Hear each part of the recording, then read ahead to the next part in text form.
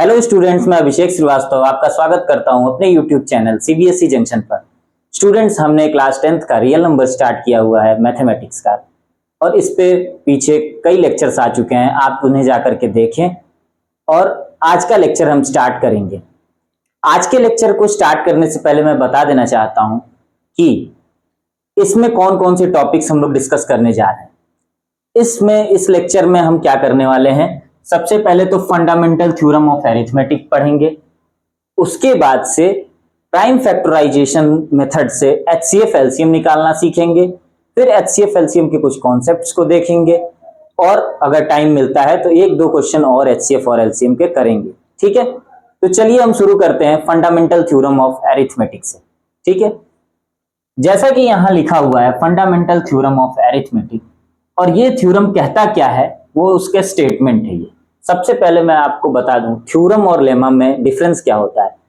Theorem जो होता है उसको प्रूव करने की जरूरत होती है, और लेमा एक ऐसा स्टेटमेंट होता है जो ऑलरेडी प्रूवन होता है, उसकी जरूरत नहीं है कि उसको कोई प्रूफ वगैरह चाहिए। ठीक है, तो लेमा क्या था, यूक्लिड्स डिवीजन लेमा, हमने उसको ऑलरेडी पढ़ लिया है अच्छे से। और इस चैप्टर का पहला थ्योरम हम पढ़ने जा रहे हैं fundamental theorem of arithmetic. Arithmetic का ये फंडामेंटल थ्योरम है। फंडामेंटल नाम से ही लग रहा होगा कि एकदम बेसिक थ्योरम है, इसी पे बाकी सारी चीजें बनी होंगी जरूर, तो बहुत इंपॉर्टेंट होगा ही होगा।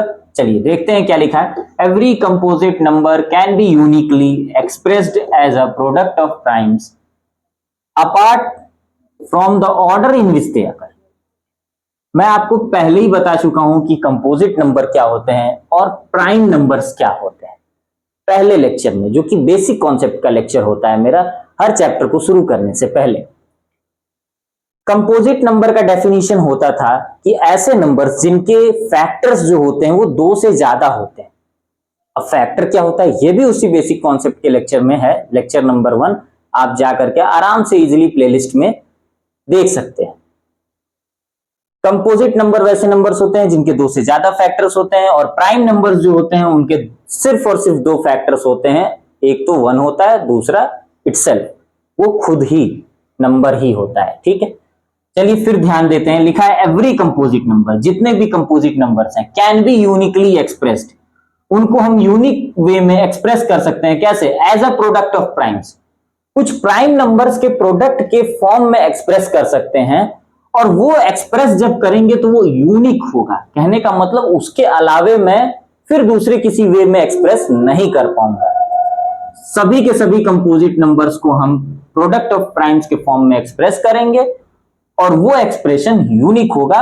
वैसा ही एक्सप्रेशन हमेशा होगा, ऐसा नहीं कि फिर उसको किसी दूसरे प्राइम नंबर्स के प्रोडक्ट में एक्सप्रेस कर पाए। ठीक है, अच्छा, apart from the order in which they occur, prime numbers के प्रोडक्ट के फॉर्म में जब हम उसे एक्सप्रेस करेंगे तो उनका ऑर्डर हो सकता है इधर उधर हो, लेकिन जितने प्राइम नंबर्स उसमें हैं उसके प्रोडक्ट में उतने ही प्राइम नंबर्स होंगे, वैसे वैसे ही प्राइम नंबर्स वो होंगे कंपोजिट नंबर को जब हम एक्सप्रेस करेंगे। तो मुझे लगता है आपको समझ में आया होगा, लेकिन हो सकता है आपको ना भी समझ में आया हो। जब ऐसा केस हो जो कि बहुत ही कॉम्प्लिकेटेड सा लगे आपको वो स्टेटमेंट, तो उसको एग्जाम्पल से समझना चाहिए।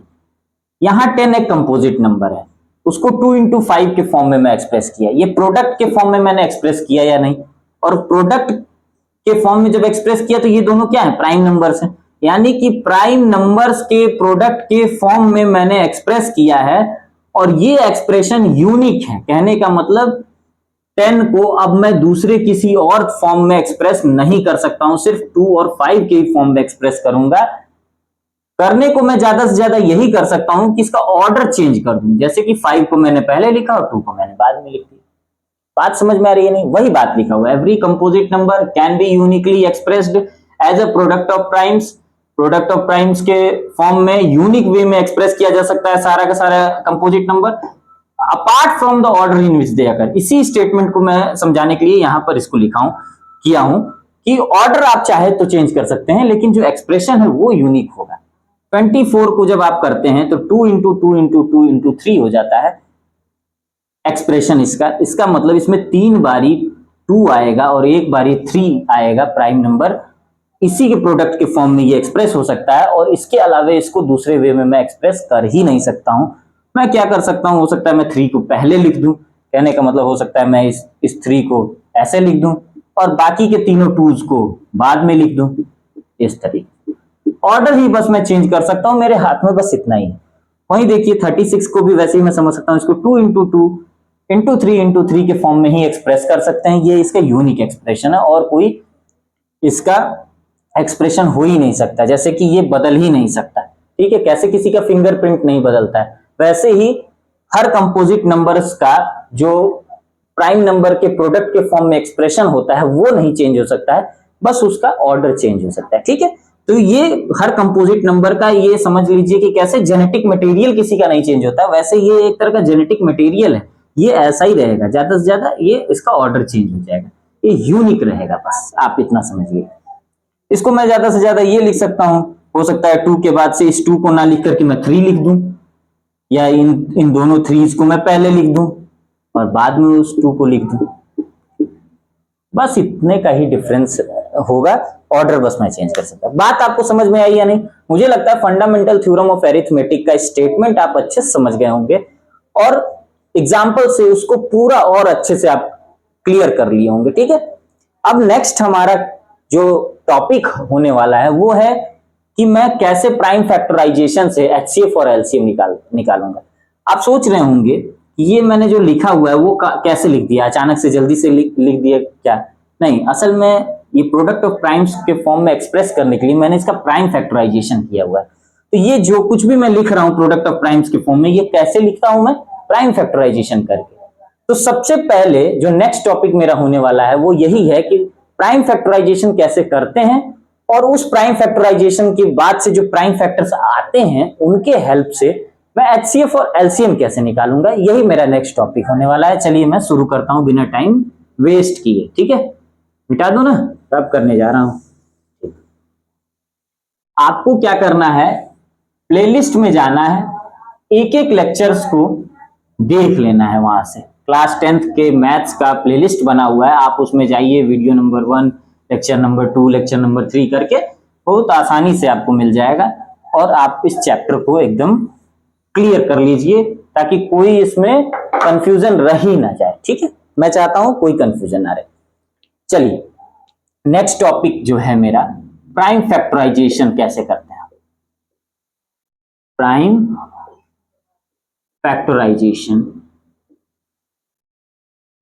फैक्टराइजेशन, स्पेलिंग अगर गलत हो तो आप उसे सही कीजिएगा, मेरे स्पेलिंग मिस्टेक को इग्नोर कर दीजिएगा। ठीक है, प्राइम फैक्टराइजेशन जो होता है कंपोजिट नंबर्स का, उसको जरा देख लेते हैं। एग्जाम्पल, मैं एक ही एग्जाम्पल लेकर के तरह तरह के कॉन्सेप्ट्स को समझाऊंगा। ठीक है, एग्जाम्पल मुझे लगता है कि मैं क्या ले लूं प्राइम फैक्टराइजेशन समझाने के लिए। चलिए मैं एक एग्जाम्पल ले लेता हूं 24 का। 24 एक कंपोजिट नंबर है और इसका मुझे प्राइम फैक्टराइजेशन करना है। शायद मैं पिछले वाले टॉपिक को जब मैं समझा रहा था फंडामेंटल थ्योरम ऑफ अरिथमेटिक, उसमें भी 24 को मैंने लिखा था। तो 24 को मैं जल्दी जल्दी में कैसे लिख दिया था, 2 इंटू 2 इंटू 2 इंटू 3, ये तो मैं डायरेक्ट लिख दिया था, ये बताने के लिए कि देखिए भैया ये प्रोडक्ट ऑफ प्राइम्स के फॉर्म में एक्सप्रेस कर दिया हूं और यही यूनिक वे में हम एक्सप्रेस कर पाएंगे 24 को। फंडामेंटल थ्योरम ऑफ अरिथमेटिक यही कहता है, इसका ऑर्डर चेंज हो सकता है। लेकिन ये जो चीज मैं हूं, चलिए मेरा ब्रेन थोड़ा डेवलप कर गया है, मैं ऐसे भी लिख दूंगा सोच सोच के कि 2 इंटू 2 इंटू 2 8 हो जाएगा, 8 3 जा 24 हो जाएगा। लेकिन बड़े बड़े नंबर्स को जब मैं एक्सप्रेस करना चाहूंगा तो कैसे करूंगा, तो मुझे प्राइम फैक्टराइजेशन ही करना होगा। वही मैं प्राइम फैक्टराइजेशन आपको समझाना चाहता हूं कि कैसे करते हैं प्राइम फैक्टराइजेशन। तो आप देखिए करते हैं, यहां पर आप लिखेंगे 24 को, एक ऐसा वो बना लेंगे, यहां लिखेंगे 24। एक सबसे पहला प्राइम नंबर कौन सा होगा जो इसको डिवाइड कर देगा? प्राइम नंबर शुरू ही होता है 2 से, तो 2 से देखते हैं डिवाइड होता है, यानी हो जाएगा 12 टाइम्स में। फिर देखिए 2 से फिर चेक करेंगे, नहीं होगा तो 3 से चेक करेंगे, तो 2 से तो हो ही जाएगा, 2 6 जा 12। फिर देखते हैं 2 से तो फिर हो जाएगा 2 3 जा 6, और फिर इसको तो 3 से करना पड़ेगा। तब तक ऐसा करते रहेंगे हम जब तक कि नीचे 1 ना आ जाए। ये जो काम हमने किया ना, इसी को क्या बोलते हैं? प्राइम फैक्टराइजेशन बोलते हैं, कि हम क्या कर रहे हैं, हम प्राइम फैक्टराइजेशन कर रहे हैं ये जो, और इसी को करने के बाद हम इस 24 को कैसे एक्सप्रेस कर पाएंगे, इस 24 को लिख देंगे प्रोडक्ट ऑफ प्राइम्स के फॉर्म में। वो प्राइम नंबर्स हम कहां से लेकर आएंगे, ये जितने नजर आ रहे हैं इधर, इन्हीं सबका प्रोडक्ट हम लिख देंगे। देखिए, तो ये बातें आपको समझ में आई या नहीं आई? आई ना समझ में? ये 24 को मैं कैसे ऐसे लिख दिया था प्रोडक्ट ऑफ प्राइम्स में, ठीक है, प्राइम फैक्टराइजेशन करने के बाद मैंने लिखा था। आ रहा होगा ना समझ में? चलिए, अब वहीं अगर मैं कहूं एक और नंबर ले लूं आपको समझाने के लिए, ये तो समझ में आया होगा 24 का कैसे प्राइम फैक्टराइजेशन किया और कैसे ऐसा एक्सप्रेस कर लिया हमने, ठीक है। अच्छा, एक बात यहीं आप समझ जाइए, फंडामेंटल थ्योरम ऑफ अरिथमेटिक, यहीं पे थोड़ा सा आपको क्लियर भी हो जाएगा। क्या कोई दूसरा तरीका आप निकाल करके देखिए कि नहीं मैं 2 से ना करके मैं 3 से कर दूं पहले और फिर करता हूं, तो होगा यही कि पहले आपको 3 नजर आएगा, बाद में ये 2 जो है 3 बार जो 2 आया हुआ है वो नजर आएगा। लेकिन आप चाहे कुछ भी कर लीजिए, कितना भी दिमाग लगा लीजिए इधर उधर, ठीक है, कि इसको मैं दूसरे वे में एक्सप्रेस कर दूं, अगर प्राइम नंबर्स के फॉर्म में एक्सप्रेस कर रहे हैं तब आप ऐसे ही एक्सप्रेस करेंगे, दूसरा कोई तरीका नहीं होगा, ज्यादा से ज्यादा ऑर्डर चेंज होगा। अब कुछ लोग कहेंगे कि क्यों भैया, हम इसको ऐसे भी तो एक्सप्रेस कर सकते हैं, 24 को अब हम लिखेंगे 8 into 3। आप कह रहे हैं कि 2 into 2 into 8 into 3 भी, तो मैंने क्या कहा है फंडामेंटल थ्योरम ऑफ अरिथमेटिक में कि इसको यूनिकली एक्सप्रेस करेंगे प्रोडक्ट ऑफ प्राइम्स के फॉर्म में, और यहां पे हम एक्सप्रेस कर रहे हैं एक कंपोजिट है एक प्राइम है। कहने का मतलब जब आप प्राइम नंबर्स के प्रोडक्ट में एक्सप्रेस करेंगे तो वो जरूर एक्सप्रेशन यूनिक ही आएगा, ऑर्डर चाहे जो, ठीक है। और प्राइम नंबर्स के फॉर्म में एक्सप्रेस कैसे करते हैं, प्राइम फैक्टराइजेशन से। प्राइम फैक्टराइजेशन क्या होता है, यही जो सीढ़ी बना बना किए हैं वही प्राइम फैक्टराइजेशन है, ठीक है। चलिए चलिए एक और एग्जांपल देख लेते हैं हम। हमने 24 का तो प्राइम फैक्टराइजेशन देखा ही, अब दूसरा एग्जांपल देखते हैं 80 का। 80 को देखते हैं 80 का प्राइम फैक्टराइजेशन करके कि कितना होता है। यहां कर लेते हैं 80 का प्राइम फैक्टराइजेशन पहले। 80 का प्राइम फैक्टराइजेशन हो जाएगा, यहाँ 80 लिखिए, और सबसे पहला प्राइम फैक्टर 2 हो, प्राइम नंबर 2 होता है, 2 से करके देख लें जरा। 2 से करेंगे तो ये 40 टाइम्स में डिवाइड होगा, फिर अगेन 2 से करें तो 20 टाइम्स में डिवाइड होगा, अगेन 2 से करें तो ये 10 टाइम्स में डिवाइड हो जाएगा, अगेन 2 से करें तो ये 5 टाइम्स में डिवाइड होगा, फिर 5 से करें तो ये 1 में डिवाइड हो जाएगा, 1 टाइम्स में। यानी कि 1 2 3 4 बार 2 आया और एक बार 5 आ गया, तो इसको 2 into 2 into 2 into 5 लिख सकता हूं, सॉरी 3 बार इंटू 2 into 5, ठीक है। कोई दिक्कत परेशानी नहीं है ना?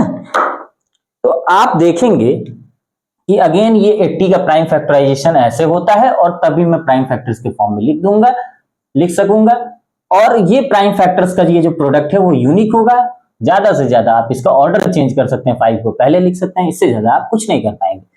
तो प्राइम फैक्टराइजेशन क्लियर हुआ या नहीं? ऐसे करके प्राइम फैक्टराइजेशन निकालते हैं हम लोग एक ये ट्री के तरह, यहाँ इससे डिवाइड किया फिर डिवाइड किया फिर डिवाइड किया एंड सो ऑन, और जो आता है इस साइड ये सारे प्राइम नंबर्स ही आते हैं, उनको प्रोडक्ट के फॉर्म में लिख देते हैं। आप इनको जब प्रोडक्ट इनका कीजिएगा तो 80 ही आएगा, करके देख लीजिए, 2 2 जा 4 3 जा 8 2 जा 16 5 जा 80, ठीक।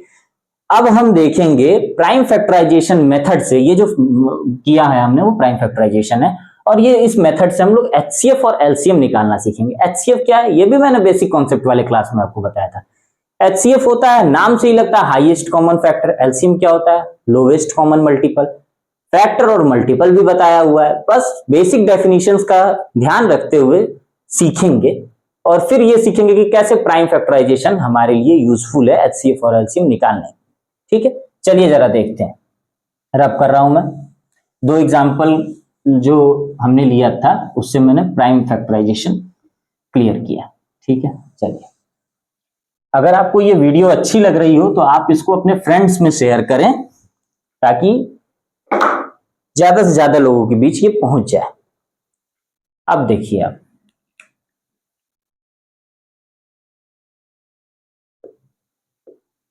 फाइंडिंग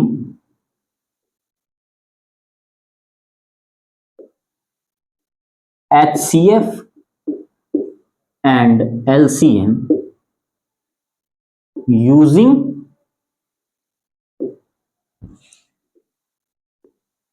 prime factorization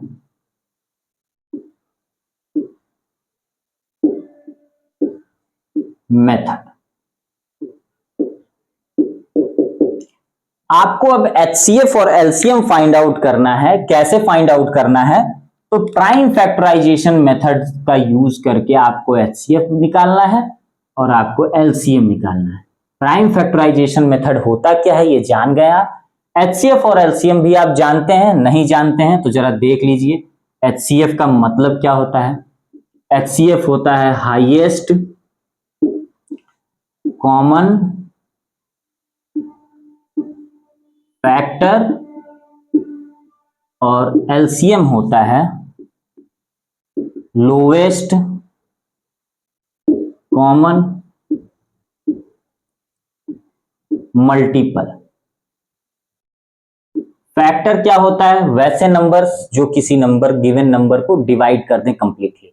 जैसे कि 20 के फैक्टर्स हो जाएंगे 2, 5, 4, 10 एंड 20 ऑल्सो। ठीक है, क्यों? क्योंकि जितने भी नंबर्स हैं वो सब के सब 20 को डिवाइड करेंगे, इसलिए फैक्टर्स हुए उसके। वो मल्टीपल क्या होता है?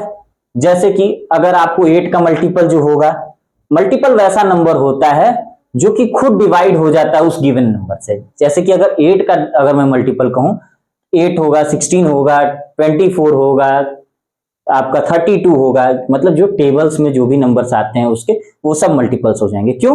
क्योंकि वो जितने भी नंबर्स होते हैं वो जिसका टेबल होता है ना उस वाले नंबर से डिवाइड हो जाता है। आप बात समझ रहे हैं कि नहीं? जैसे 8 का टेबल जितना भी होगा, जो भी नंबर होगा, वो सब के सब 8 से डिवाइड हो जाएंगे, तो वो इसलिए वो सारे नंबर्स मल्टीपल कहलाएं।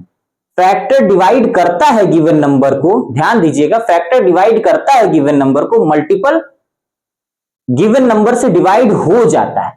बस यही फर्क है फैक्टर और मल्टीपल में। ठीक है, और HCF का जैसा कि नाम ही है हाईएस्ट कॉमन फैक्टर, यानी कि दो नंबर्स आपको दिए गए रहेंगे, अगर HCF पूछा जाएगा तो दोनों के सबसे पहले फैक्टर्स को पता कर लीजिए और उसमें जो हाईएस्ट वाला है सबसे पहले उसके कॉमन फैक्टर्स को पता कर लीजिए, और जो कॉमन फैक्टर्स में जो सबसे बड़ा होगा वो आपका HCF हो जाएगा।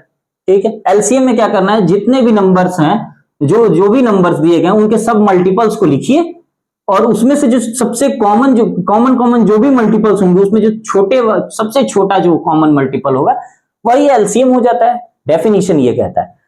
अब तरीका तो यही होना चाहिए बच्चों कि HCF निकालते वक्त आप क्या कीजिए, जिस भी नंबर का निकालना है सारे फैक्टर्स उसके लिखिए, दोनों के फैक्टर्स लिखिए, दोनों के कॉमन फैक्टर्स निकालिए, कॉमन फैक्टर्स में से जो सबसे बड़ा हो वो आपका HCF हो जाएगा। लेकिन कभी कभी क्या होता है, ये बड़ा ही टेढ़ा हो जाता है।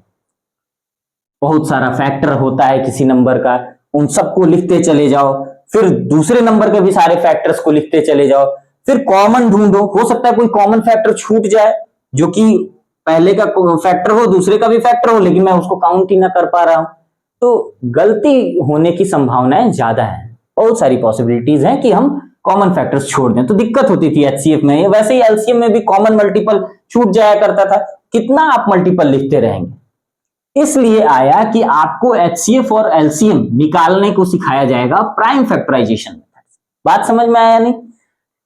कोई ऐसा अगर मैं स्टेटमेंट दे जाऊं जो कि आपको एक बार में ना पल्ले पड़े, आप उसको पीछे जाके थोड़ा सा पीछे करके वीडियो को फिर से सुन लीजिए। मैं जो बोलता हूं वो अपने आप में सारा कॉन्सेप्ट को क्लियर कर देने वाला स्टेटमेंट होता है। ठीक है, आप मेरे बातों को बस ध्यान से सुनते रहेंगे, कॉन्सेप्ट कभी ऐसा हो ही नहीं सकता कि क्लियर ना हो। ठीक है, चलिए ये दोनों हो गया, मीनिंग मैं समझा दिया। अब प्राइम फैक्टराइजेशन मेथड से निकालना सिखा देता हूं कि कैसे होता है। ठीक है, चलिए एग्जाम्पल में मैं ले लेता हूं क्या, वही जो मैं लिया था। मेरा तो मन है कि मैं वही ले लूं एग्जाम्पल में। जैसे कि एग्जाम्पल आप ले लीजिए कि यही आपका एग्जाम्पल में ही क्वेश्चन एक होता है कि find HCF and LCM of 24 and 80। वही 80 और 24 का ही आप HCF निकालिए और LCM निकालिए। ठीक है, ऐसा करने के लिए हम क्या करेंगे, ऐसा करने के लिए हम सबसे पहले प्राइम फैक्टराइजेशन कर लेते हैं इसका, आपका 24 का और 80 का।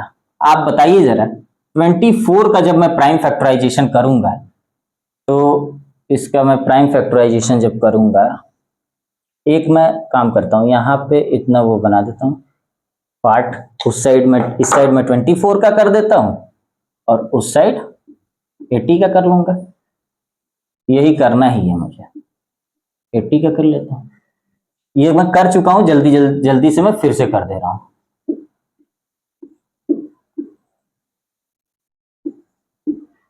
और यहां हो जाएगा ये,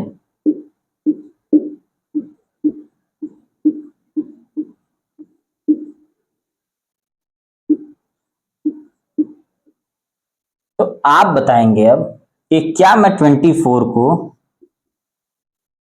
2 इंटू 2 इंटू 2 इंटू 3 लिख सकता हूं या नहीं, और क्या मैं 80 को 2 इंटू 2 इंटू 2 इंटू 2 इंटू 5 लिख सकता हूं या नहीं?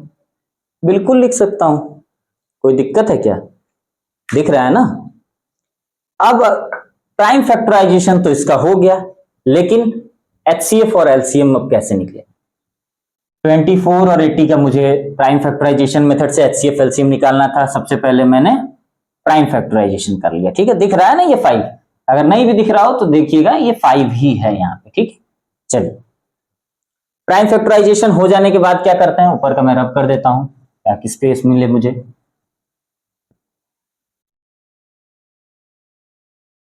प्राइम फैक्टराइजेशन हो जाने के बाद से मुझे क्या करना है, यहां एक मैं बाउंड्री लाइन बना लेता हूं। ये है मेरे चैनल का नाम सीबीएसई जंक्शन, इसको भी इरेज कर देता हूं ताकि स्पेस मिल जाए। चलिए ठीक, अब देखिए क्वेश्चन में 24 80 का प्राइम फैक्टराइजेशन हो चुका है। अब मुझे इसका एचसीएफ और एलसीएम निकालना था।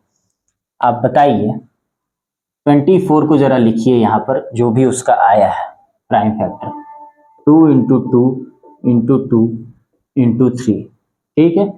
वही 80 का देखिए, 2 into 2 into 2 into again 2 into 5।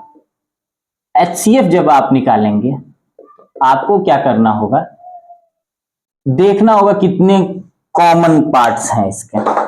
जो प्राइम नंबर्स के प्रोडक्ट के फॉर्म में हो गया ना, तो कौन कौन से प्राइम नंबर्स कॉमन है, जैसे कि ये 2 कॉमन निकला, ये 2 कॉमन निकला, ये 2 कॉमन निकला, और तो कुछ ये ना 2 कॉमन निकला, ना 3 कॉमन निकला, ना 5 कॉमन निकला, मतलब 3 बार 2 कॉमन मिल रहा है मुझे, यानी कि 2 इंटू 2 इंटू 2, यही क्या हो जाएगा, 8 हो जाएगा। 2 2 जब 4 2 जाए, तो एचसीएफ मेरा 8 आ गया। एलसीएम के लिए क्या करना होता है, एलसीएम का थोड़ा सा आपको समझना होगा। एचसीएफ आसान है ना, एलसीएम देखिए, एलसीएम का फंडा कुछ अलग ही है, बहुत ध्यान से देखिएगा। प्राइम फैक्टराइजेशन करना होता है, ऐसे एक्सप्रेस कर देना होता है। एचसीएफ के लिए जो जो कॉमन आपको दिखे बस उसको उतार लीजिए, इनटू कर दीजिए, बस हो जाएगा। अब आपको एलसीएम के लिए क्या करना होगा, दिमाग कुछ अलग से लगाना होगा आपको। एचसीएफ समझ में आया ना, एचसीएफ समझ में आया तो एलसीएम भी आएगा, ध्यान दीजिएगा। बस आप यहां ऐसे कॉमन नहीं निकालना है, एलसीएम के केस में कॉमन नहीं निकालना है। करना क्या है, आप जरा बताएंगे 24 के कितने प्राइम फैक्टर्स हैं? 2 2 2 और 3 है, तो देखा जाए तो सिर्फ 2 है और 3 ही तो है। 2 and 3 are only prime factors involve है, ठीक है। 80 में क्या है, 2 और 5 है प्राइम फैक्टर्स इन्वॉल्व। 2 आया है, 4 बार आया है, उससे कोई मतलब नहीं, लेकिन कौन कौन से टोटल कितने प्राइम फैक्टर्स हैं, या तो मेरे आंखों के सामने दिख रहा है कि 2 है, नहीं तो 3 दिखा, नहीं तो 5 दिखा। ये 3 तरह के प्राइम नंबर्स नजर आ रहे हैं ना फैक्टराइजेशन में। आप बताइए 2 सबसे ज्यादा बार किस में आया है, 24 में आया है कि 80 में आया है? सबसे पहले 2 से शुरू करते हैं। आप कहेंगे कि 2 सबसे ज्यादा बार 80 में आया है, और कितनी बार आया है, तो 4 बार आया है, तो उनको लिख दीजिए। 4 बार लिख दीजिए, 2 इंटू 2 इंटू 2 इंटू 2, 4 बार। जो सबसे ज्यादा बार आया है उतनी बार लिख दीजिए। तो 2 को लिख दिए 4 बार, 80 में आया है 80 वाला उठा के लिख दिए, ऐसे ही करना। उसके बाद कौन सा प्राइम फैक्टर इन दोनों में आपको नजर आ रहा है? 3 आ रहा है ना। 3 सबसे ज्यादा बार किसके प्राइम फैक्टराइजेशन में आया? तो 3 एक ही बार ऊपर नजर आ रहा है, नीचे तो है भी नहीं, तो सबसे ज्यादा बार यही ऊपर वाली ही लाइन में कहेंगे, नहीं तो नीचे तो 0 बार आया है। तो सबसे ज्यादा बार 24 में आया है और 1 बार आया है, तो जितनी बार भी आया है आप उसको उतार लीजिए। तो 3 तो एक ही बार आया था इसलिए एक ही बार उतरा। अगर ये क्या कहते हैं, नीचे अगर 2 बार आया होता ना, तो ऊपर वाले को ना उतार के नीचे 2 बार 3 लिख लेते थे। ठीक है, एक ही बार आया और वो ऊपर आया तो ऊपर वाले ही 3 को एक को उतार लेंगे बस। 5 कितनी बार आया है? ऊपर तो आया नहीं, नीचे ही बस आया है 1 बार। तो मैक्सिमम तो नीचे को ही कहेंगे ना, एक ही बार आया है, ऊपर है ही नहीं, तो 1 ही मैक्सिमम हो जाएगा, 1 टाइम ही आया ही है, तो उसको लिख लेंगे 5। अगर सपोज कीजिए ऊपर में 5 यहाँ 2 टाइम्स या 3 टाइम्स आया होता, तो नीचे के 5 को नहीं लेते, जो कि सिर्फ 1 बार आया। ऊपर के 2 या 3 बार, जितनी बार भी 5 आया होता उतनी बार वाले 5 को ले लेते। ठीक है, तो चूंकि यहाँ ये 5 ही मैक्सिमम है, इसलिए एक बार 5 को ले लिया। आप समझ पा रहे हैं या नहीं? फिर मैं कहूंगा नहीं समझ पा रहे हो, पीछे जाइए, पीछे वीडियो को खींचिए, फिर देखिए। 2 जो था सबसे ज्यादा बार नीचे आया था, 4 बार आया था, ऊपर 3 ही बार आया था, इसलिए ऊपर वाले को लिया ही नहीं मैंने, 4 बार ले लिया। 3 जो है सबसे ज्यादा बार ऊपर आया था और 1 ही बार आया था, इसलिए 1 बार ले लिया। 5 जो है सबसे ज्यादा बार नीचे आया था और 1 ही बार आया था, इसलिए 5 को यहां ले लिया। अब इसको जब मैं सॉल्व करूंगा तो 2 2 जा 4, 2 जा 8, 2 जा 16, 3 जा 48, 48 5 जा 240 होता है। आप ये करके देख लीजिएगा। ठीक है, तो 240 क्या हुआ? आपका एलसीएम हो गया, और 8 क्या होगा? एचसीएफ हो गया। आपको ये बात समझ में आई या नहीं कि एचसीएफ और एलसीएम प्राइम फैक्टराइजेशन मेथड से निकालते कैसे हैं? अब वीडियो हो रहा है लंबा, जल्दी से एक कॉन्सेप्ट को मैं बता देता हूं एचसीएफ और एलसीएम के बेस पे। ठीक है, चलिए मैं रब करता हूं। नोट करने वाला पॉइंट है वो मैं लिख देता हूं, आप देख लीजिएगा।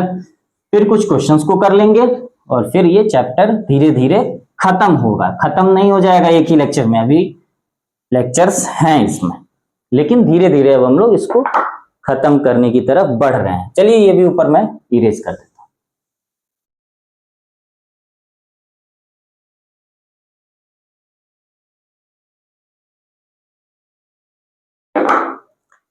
अब नोट करने वाला पॉइंट ये है एचसीएफ और एलसीएम के बारे में कुछ बातें हैं। ए नंबर में कि एचसीएफ किसी 2 नंबर का और एलसीएम किसी 2 नंबर का जो होता है, उनका प्रोडक्ट जो होता है वो प्रोडक्ट ऑफ नंबर्स होते हैं, प्रोडक्ट ऑफ नंबर्स के बराबर है। मतलब जो नंबर्स दिए गए हैं उनका प्रोडक्ट कर लीजिए, या उन नंबर्स के एचसीएफ और एलसीएम का प्रोडक्ट कर लीजिए, वो दोनों बराबर। अच्छा, इसी से बहुत सारी चीजें आ सकती हैं। अगर एचसीएफ को मैं लिख सकता हूं प्रोडक्ट ऑफ नंबर्स अपॉन में एलसीएम, एलसीएम को लिख सकता हूं प्रोडक्ट ऑफ नंबर्स अपॉन में, तो इसको ऐसे मैं लिख सकता हूं, एचसीएफ को मैं लिख सकता हूं प्रोडक्ट ऑफ नंबर्स अपॉन में एलसीएम, और एक और चीज मैं लिख सकता हूं, एलसीएम को भी मैं लिख सकता हूं प्रोडक्ट ऑफ नंबर्स अपॉन में एचसीएफ। तो ये 2 कॉन्सेप्ट, इससे आपको ये जो चीज मैंने लिखा, इससे आपको 2 बातें मिली, एक ये और दूसरी ये। इसका भी आप यूज कर सकते हैं, इन दोनों का भी डायरेक्ट यूज कर सकते हैं क्वेश्चन को सॉल्व करने में। ठीक है, कोई दिक्कत परेशानी नहीं होगी। एक तो नोट करने वाला पॉइंट ये है। दूसरा नोट करने वाला पॉइंट ये है कि जो एचसीएफ होता है नंबर्स का, वो डिवाइड करता है, डिवाइड्स एलसीएम कंप्लीटली। एचसीएफ जो नंबर्स का होता है वो नंबर्स के एलसीएम को कंप्लीटली डिवाइड करता है। कहने का मतलब है कि जब डिवीजन करूंगा मैं एलसीएम का तो एचसीएफ उसको कंप्लीटली डिवाइड कर देगा। जैसे कि अभी मैंने पीछे वाले क्वेश्चन में देखा है कि दो नंबर्स थे 24 और 80, और 24 और 80 का जो एचसीएफ था, ऐसे लिख दूंगा कि एचसीएफ ऑफ 24 एंड 80, मतलब ये दो नंबर्स है, वो कितना था 8 था, और एलसीएम जो था 24 और 80 का वो आपका 240 था। आप एक बात बताइए कि यहां पर 240 अपॉन में अगर मैं 80 करूंगा तो ये आराम से 3 टाइम्स में डिवाइड हो जाएगा या नहीं? तो कंप्लीटली डिवाइड करने वाली बात जो यहां लिखी हुई है सही है या नहीं? बिल्कुल सही है, इसमें कहीं कोई गलत चीज है ही नहीं। आपको ये वीडियो कैसा लगा? अगर वीडियो अच्छा लगा हो तो इस वीडियो को आप लाइक करें।